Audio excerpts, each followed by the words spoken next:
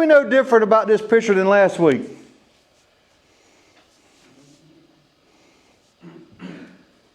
Jesus is the shepherd. Okay? Jesus is my shepherd with a Exclamation point. what did we have last week? A question mark. So now that we know he's our shepherd, right? Let's go over to Luke chapter 15. First, we're going to look at the lost sheep. Meh. What did we talk about last week? Lost sheep, right? Talking about Psalms 23. Okay. So, verse 1, then all the tax collectors and the sinners drew near to him to hear him. And the Pharisees and the scribes complained, saying, this man receives sinners and eats with them. Let's stop right there. Who are the Pharisees? Anybody? The leaders of the Sanhedrin. Okay. What did they believe in? Old Testament. How many books?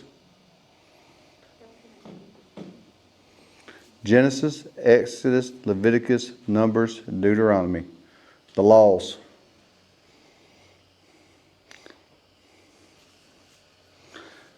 They were the same ones who said well, you can do nothing on the Sabbath except sit. No cooking, no cleaning, no walking, no nothing. We all fail at that. Well, we're not under the old school law. We're going to get there in a minute. So he spoke this parable saying, what man of you having 100 sheep, if he loses one of them, does not leave the 99 in the wilderness to go after the one which is lost until he finds it? And when he has found it, he lays on it his shoulders, rejoicing.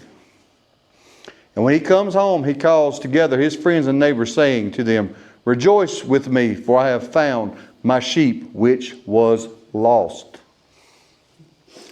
Jesus is talking to the Pharisees here, and he's lecturing them on why the laws they are following are outdated and new laws have come through him. Okay?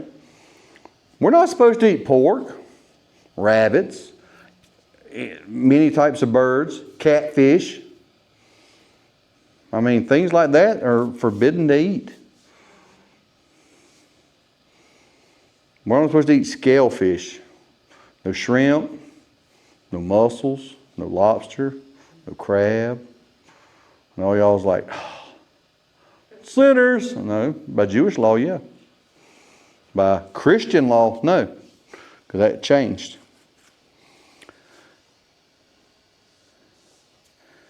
Last week we talked about the shepherd leading us through the dark times in our lives and how he leads us also in our everyday tasks. Through the good and the bad, he is always with us. Here we see when he left the 99 sheep to go find the lost one.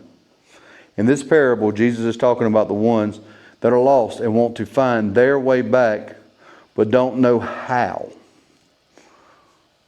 What did I say about sheep last week? They're what? Dumb. Sheep are stupid. How are we in our lives? Stupid. But with the sheep, there's one thing with the sheep they're wanting to do. They're wanting to get back where they were. The only problem is they don't know how. Sheep are so particular about everything. Whenever they walk like this. Sheep do not walk in straight lines. And their peripheral view is a lot wider because their eyes are on the side of their head so they can see all the way around. They say that they can see up to 1,800 feet around them at all times to sit there and see if there's anything in danger. Might be, may not be. You look kind of funny with your eyes going this way and you're going, walking like this. You'd be zigzagging everywhere. So, but with sheep also, what was in the 23rd Psalm? He lays me beside the still waters. Sheep will not drink from a moving stream. They scared they're gonna fall in. And what do they have? About 100 wool coats, right? So where are they going? Straight to the bottom. They can't swim. So, without guidance from Jesus, your pastor, or others that are there to help you down the long and winding narrow road, you will be lost and have no knowledge of the future of yourself. So, in this parable, there's 3 parts, 3 different parables, but they all have the same thing of how to get the lost back to the shepherd. So, number 1, a sheep is lost and wants to get back, but they don't know how. So they need that shepherd to come get them and bring them back to where they need to be. Right? So moving on to the next one, which is the parable of the lost coin.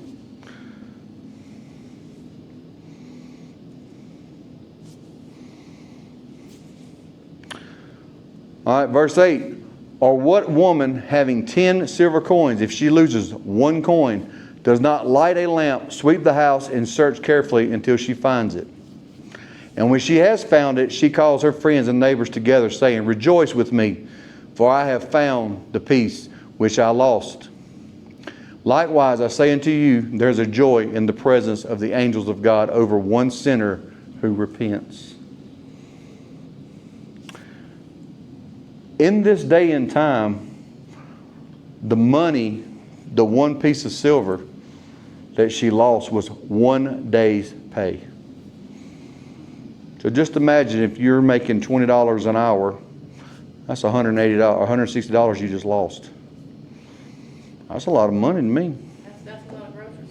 That's a heap of groceries even for somebody like me. So, if I can explain about the 10 coins. In this passage, Jesus is talking about the ones that are lost but don't know they are lost.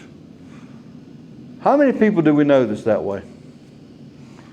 That are lost and they're like, okay, well, I mean, what's this Jesus junk?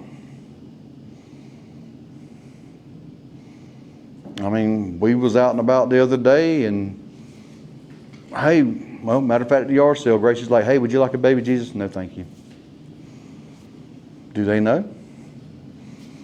I don't know. But the 10 coins were more than likely given to her by her husband on their wedding day. Think of it as like a wedding ring that we use today. So in ancient times, people who had the money, instead of a wedding ring, they got a necklace with 10 coins. More than likely, this is what happened with this lady. She lost one of her coins. And she was trying to find it because it was a day's wait. I mean, she had 10 days. That's 2 weeks' pay around her neck. And she lost 1 day's pay. That's, yeah. So, we as Christians must go out and look for these lost people. That's our jobs, is to go out.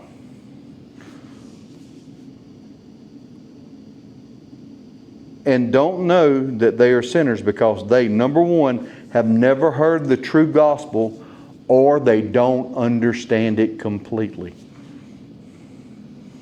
They may be like, oh yeah, Jesus, I know who that is. I've been to church a couple times. But Friday night they're partying. Saturday night they're partying. Sleeping around. You know, doing different things they shouldn't be doing. But they don't know no better.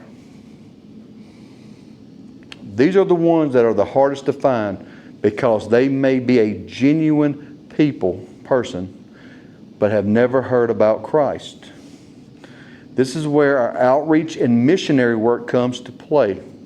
We're going out looking for the lost coin in hopes to bring it back to its rightful owner, Jesus Christ. This is where our ministry is working the hardest as it can, is to sit there and draw in the ones that are lost, that doesn't know anything about Christ, to teach them. Saturday, we prayed with people. We give baby Jesuses. We give cards. We give bracelets. We give everything we had. Hey, would you like a bracelet? Let me tell you about Jesus. Hey, would you like a baby? Oh, I see these all over TikTok. These are so cool. Let me tell you about Jesus. Well, I ain't got time. I said, well, here, take one of these cards and read it. It tells you how to get to salvation. We might not have been able to sit down and have a conversation with them for 10, 15 minutes, but we was at least able to give them something and maybe make them think. Hey, where am I at in my life? What is all this about? Let me pull this up on my phone. Let me Google this. Hey, ChatGPT, tell me about Jesus.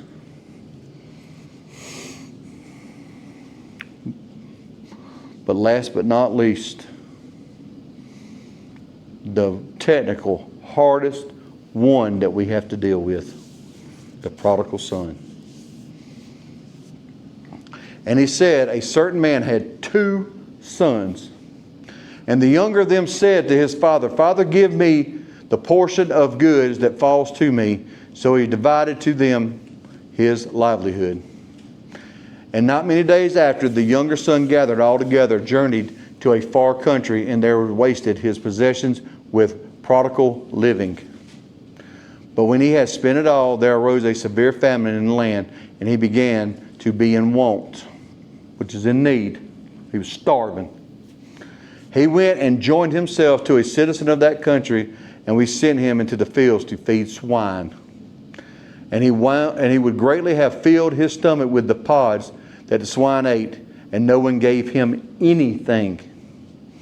But when he came to himself, he said, How many of my father's hired servants have bread enough and to spare and perish without hunger? I will arise and go to my father, and I will say to him, Father, I have sinned against heaven and before you, and I am no longer worthy to be called your son. Make me like one of your hired servants. And he arose and came to his father, but when he was still a great way off, his father saw him and had compassion, and ran and fell at his neck and kissed him.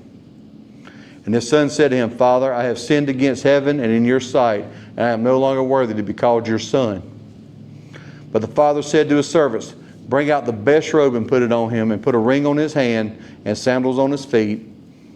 And bring the fatted calf here and kill it, and let us eat and be merry. For this my son was dead and is alive again. He was lost and is found. And they began to be merry. Now his older son was in the field, and he came and drew near to the house. He heard music and dancing. So he called one of his servants and asked him what these things meant. And he said to him, Your brother has come, and because he has received him safe and sound, your father has killed the fatted calf. But he was angry and would not go in. Therefore his father came out and pleaded with him. So he answered and said to his father, Lo, these many years I have been serving you. I have never transgressed your commandment at any time. And yet you never gave me a young goat that I might be married with my friends. But as soon as this son of yours came, who had devoured your livelihood with harlots, you killed the fatted calf for him. And then he said to him, Son, you are always with me, and all that I have is yours. And it was right that we should make merry and be glad, for your brother was dead and is alive again, and was lost and now is found. Back then, 2 sons, say me and my brother. All right? I would get 2/3 of what my parents had, and my brother would get 1/3. So the younger brother here got his 1/3. Daddy, give me my money. I want my money. So then he goes off to a faraway land. Say he left here and he went to Mexico. Nobody knows him. Parties, has a good time, spends all his money on prostitutes and everything, and drinking and partying and having a good time till he was broke. Then what does he do? He becomes a slave. It says right here, he had no food. He's working for free. He was willing to go and eat pig slop. He was that hungry. He's like, why should I sit here and starve when even my servants, my dad's servants, have bread that they're throwing away that I could be eating? Let me go back home and tell my dad, hey, let me be a servant so I can eat because I'm hungry.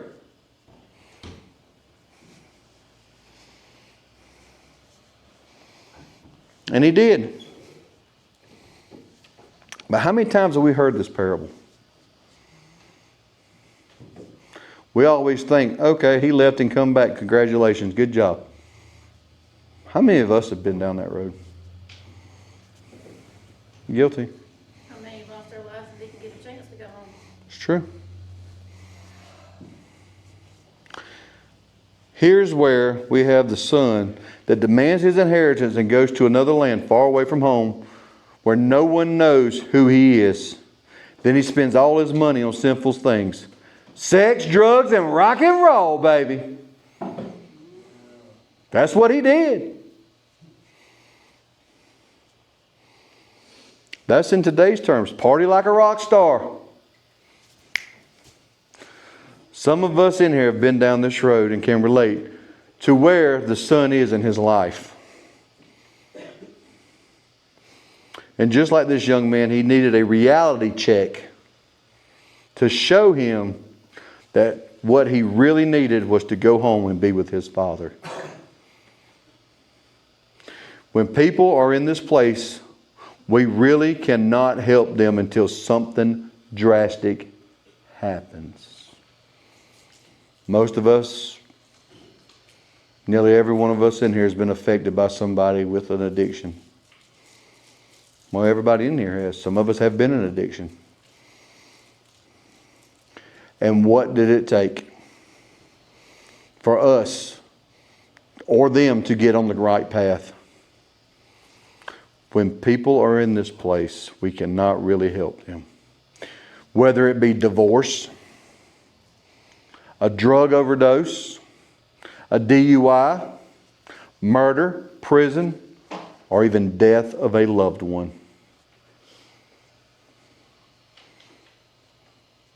Watching somebody die from the same thing you're doing.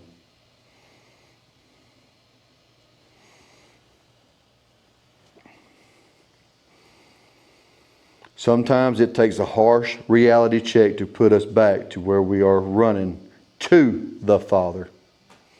He is always there with open arms because we too were lost in this world but decided to go home was the right thing to do. In conclusion, Jesus told the Pharisees 3 times about being lost. When you tell somebody in the olden days 3 times, it means you were serious. This is important. All 3 of these parables have one thing in common. Lost, found. They all went from where they didn't need to be to where they needed to be. One was found. The one was found because it wanted to be found. The second one didn't know it needed to be found. And then the third made his way back because he had something go wrong to tell him to go back to where you need to be. Run back to your shepherd.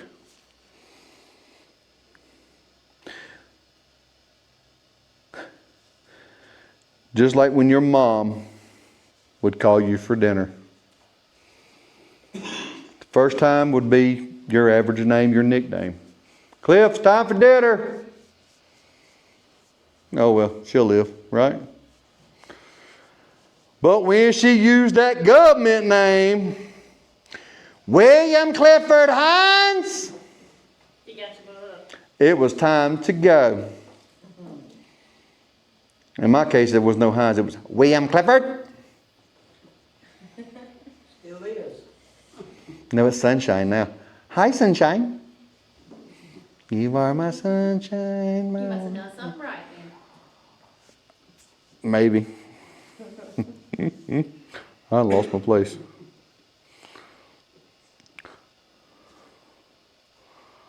We also take multiple times in our lives to understand the importance of being found, with it being through others or finding out the harsh reality that without Jesus, we will always be lost. And if anyone here today needs to come and run back to the shepherd, get yourself right with Jesus. If you're sitting there, if you're that sheep or that coin or that son, need to talk to Jesus. Need to talk to one of us. We're always here for y'all. Everybody here should have my phone number, or Monica's number, or pretty much everybody else's number, or Cheryl's number. They just want food. Ginger. But the main thing is, aren't you glad that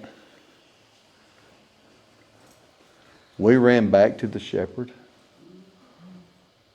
And now we can sit there and say, hey, we've been found. And I feel so blessed to know that I was that lost son that came running back. And I get the fatted calf, and I get the ring. And I get the fancy, nice bathrobe, the kit.